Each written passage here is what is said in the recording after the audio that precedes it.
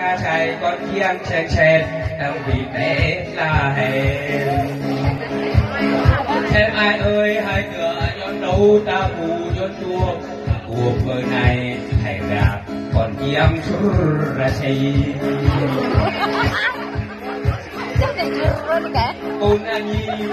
ba ơi em ruộng ở chờ quạt thén cả tháng lưu cờ men cờ sai trôi ra ta hãy buồn sàng kiếm Giêsu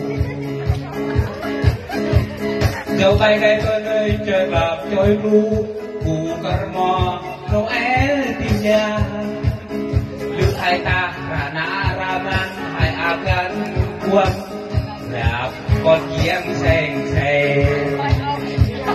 những nhân mương mặt xem em kết cho hai con đường ra bên Giêsu quang tu tề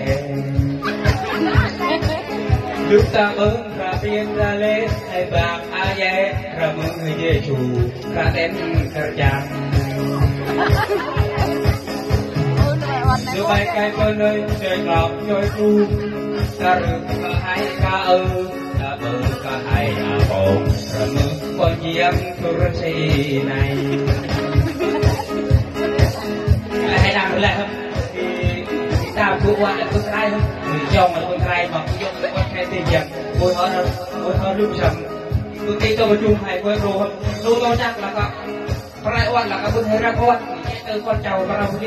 cái chầu này là con mồi không những kỳ cả thầy phụ chít la ba cả thầy pha nghe những kỳ cả thầy phụ chít la ba cả thầy con chiang xe thằng bị té là em ai ơi hai cửa cho đâu ta phù cho chua cuộc đời này hãy làm con chiang tur ra xây ôn anh nhi tìm ta ơi hãy buông ở chờ quạt khen cả chàng lưu cờ nên cờ trai hãy trôi ra ta hãy buông chàng tiếng Giêsu chiều bay cây con ơi trời bạc trời ru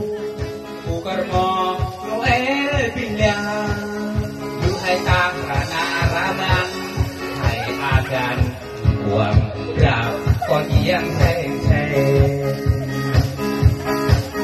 lưu nhân mương ăn xem em kết đón hãy đừng ra mừng Giêsu cuộc cuồng phụ tề